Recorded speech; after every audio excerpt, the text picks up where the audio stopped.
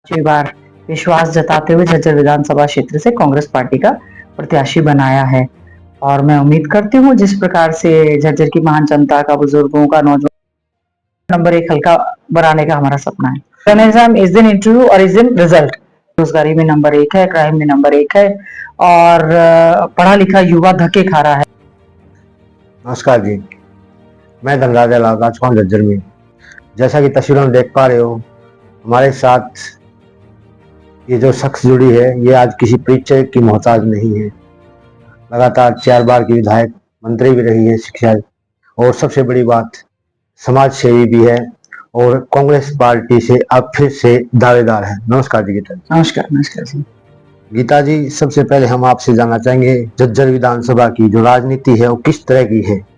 देखिए, झज्जर विधानसभा की राजनीति कांग्रेस पार्टी के लिए तो बहुत ही अच्छी है। 6 बार विश्वास जताते हुए झज्जर विधानसभा क्षेत्र से कांग्रेस पार्टी का प्रत्याशी बनाया है और मैं उम्मीद करती हूँ जिस प्रकार से झज्जर की महान जनता का, बुजुर्गों का, नौजवान साथियों, माताओं बहनों का एक आशीर्वाद रहा है। 4 बार यहाँ से रही हूँ, 5वां चुनाव भी उनके आशीर्वाद से अच्छा रहेगा और प्रदेश में भी हालात ये है कि कांग्रेस पार्टी की सरकार बनेगी और बीजेपी जा रही है और कांग्रेस आ रही है। ऊपर भाजपा की सरकार है, आप कैसे कह रही हो कि बीजेपी जा रही है? भारतीय जनता पार्टी की सरकार केंद्र में पहले भी थी, राज्य में भी है। लोकसभा के दौरान 47.6% वोट जो है कांग्रेस पार्टी को मिला। हम लोग 5 सीटें बहुत थम्पिंग मेजोरिटी के साथ जीते और जो सीटें लोकसभा में हम हारे भी हैं वो सीटें भी जो है मैं समझती हूँ कि बहुत कम मार्जिन हमारा रहा। और बीजेपी का जो प्रदर्शन रहा है, जिस प्रकार से उन्होंने मुख्यमंत्री का चेहरा बदला है, डिप्टी चीफ मिनिस्टर हटाया, मंत्रिमंडल बदल दिया, फिर उसके बाद मुख्यमंत्री नए आए, उन्होंने अपनी नई विधानसभा बदल दी, कई मंत्रियों के टिकट काट दिए, कुछ एमएलए के टिकट काट दिए और बहुत भगदड़ मची हुई है बीजेपी में। मैक्सिमम लोग कांग्रेस पार्टी में आ चुके हैं और जो संघर्ष हमने 10 साल तक आदरणीय चौधरी भूपेंद्र सिंह हुड्डा जी के नेतृत्व में प्रदेश में किया, सांसद भाई दीपेंद्र हुड्डा जी ने किया और यहाँ की महान जनता ने 3.5 लाख वोटों से उनको जिताने का काम भी किया है। तो जो संघर्ष कांग्रेस ने लगातार विधानसभा के अंदर, विधानसभा के बाहर जो आवाज उठाने का काम किया है, ये महसूस हो रहा है कि जनता ने मन बना लिया है कि बीजेपी से वो छुटकारा चाहते हैं। एक लगातार कहीं ना कहीं बेरोजगारी चरम सीमा पर पहुंच चुकी है। आपको भी आज ज्ञापन सौंप के गए हैं युवा जो सीटी के बारे में, तो क्या कहना चाहोगे जिस प्रकार बेरोजगारी चरम सीमा पर पहुंच चुकी है उसके बारे में? देखिए, बेरोजगारी चरम सीमा पे है। हरियाणा प्रदेश बेरोजगारी में नंबर 1 है, क्राइम में नंबर 1 है और पढ़ा लिखा युवा धक्के खा रहा है और प्रदेश और देश से उनका पलायन हो रहा है। डंकी के माध्यम से ज्यादातर युवा जो है प्रदेश और देश छोड़कर जा रहे हैं। कई तो गांव ऐसे हैं जो पूरे के पूरे खाली हो चुके हैं और बेरोजगार युवाओं को अगर सरकार नौकरी की बात भी कर रही है तो वो कच्ची नौकरी दे रही है उनको, HKRM के तहत या सक्षम के तहत। क्या कारण है कि युवाओं को पक्की नौकरी सरकार नहीं दे रही? अब वो ये कह रहे हैं कि चुनाव आचार संहिता लग गई, आचार संहिता लग गई तो बच्चों को ज्वाइनिंग कैसे हो? लेकिन बच्चों के भविष्य की हमें भी चिंता है।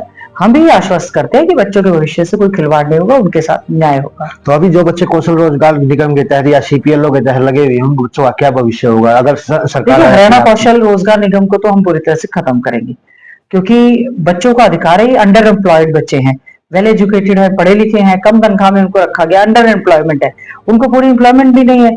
लेकिन जो बच्चे ऑलरेडी HKRM के तहत लगे उनको नीति बनाकर उनको पूरी तरह से समायोजित करने का काम किया जाएगा। जो बच्चे CET पास कर चुके हैं भाजपा सरकार में, अभी अगर आपकी गवर्नमेंट आ जाती है कांग्रेस की, तो क्या उन बच्चों का क्या होगा जो CET अभी फिलहाल पास कर चुके हैं? देखिए, जो CET पास कर चुके हैं इसमें बहुत सारे युवा साथी ऐसे हैं कि वो चाहते हैं कि CET सेपरेट एग्जाम का अलग अलग हो या कुछ चाहते हैं कि कॉमन एंट्रेंस टेस्ट ही रहे।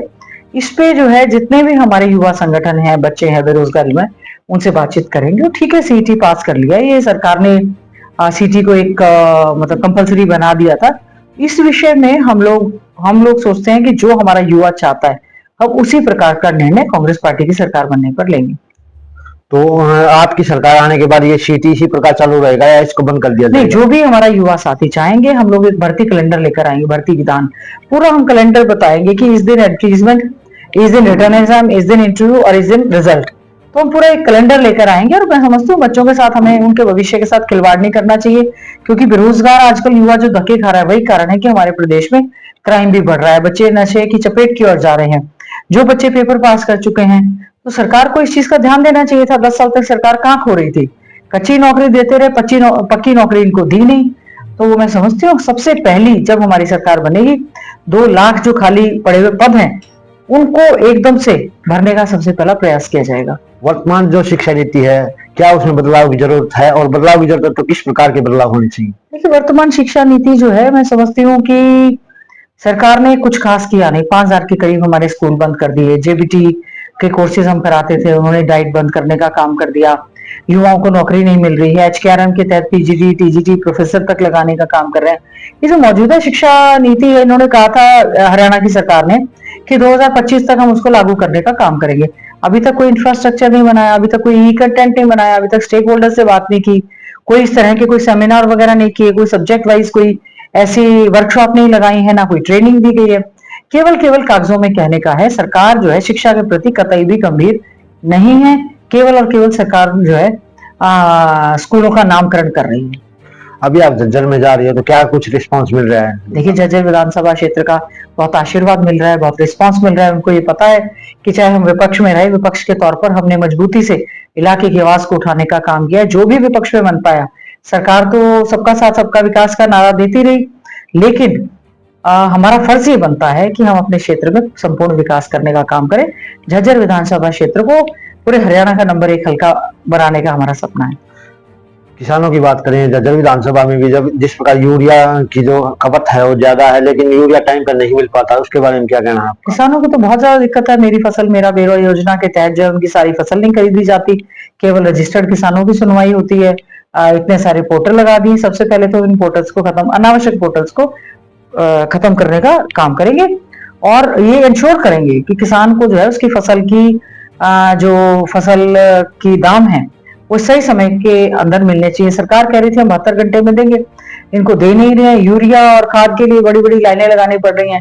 तो और आज तो हालात ये हैं, अभी मैं अपने हल्के के गोरिया गांव, खानपुर और खोरडा में जहां पर गई, 2-2 हजार एकड़ जमीन जो है पूरी तरह से पानी से जलमग्न हो चुकी है। कोई अगर कपास और खड़ा बाजरा है, अगर वहां से नहीं हटाया, मतलब पानी नहीं निकाला गया, तो उनकी फसल खराब हो जाएगी। तो हमने कहा स्पेशल गिरदावरी होनी चाहिए, स्पेशल गिरदावरी के आदेश देकर उनको मुआवजा दिया जाना चाहिए। हमारे दर्शकों को क्या संदेश देना चाहोगे?